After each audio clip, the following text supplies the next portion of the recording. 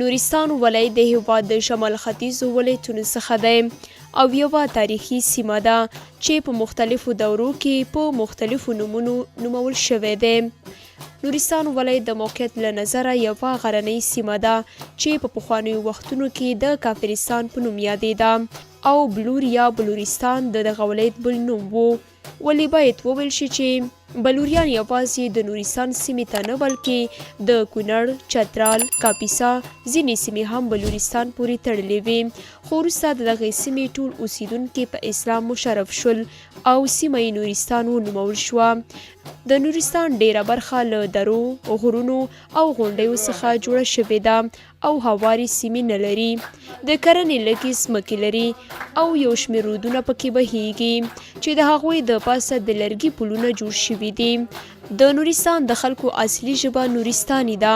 په سلو کې 15 خلک په پشه یي ژبه خبرې کوي او د اوسیدونکو یو په سلو کې پښتانه او په ځینو برخو کې تاجک هم شته. دغه ولایت په شمال کې د بدخشان، په ختیځ کې د چترال او د پاکستان کشمیر په جنوب کې د کونړ او لویدیځ کې د پنجشیر، کاپیسا او لغمان سره سرحد لري. د نورستان اقلیم ملایم دی.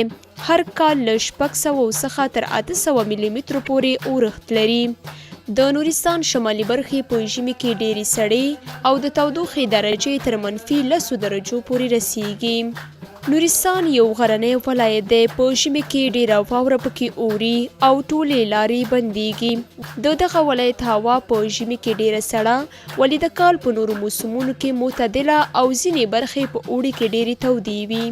کلتور د نورستان ولایت د اوسیدونکو رسم و رواج، عادتونه او فرهنګ د نورو ولایتونو د خلکو سره شباهت نه لري. د دغه ولایت ډېر خلک مالداره دي. د لرګیو 2 پوړیز کورونه یې جوړ کړي چې یوه کړکۍ د ختیځ او بله د لویدیځ په خوا پرانیستل کیږي.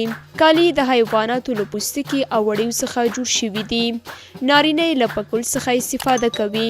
برسیره پردې د شپېلي غږول او یو ډول ځانګړی ستار چې په نورستان کې جوړ او د واج په نوم یادیږي هم په محلي موسیقۍ کې غږول کیږي.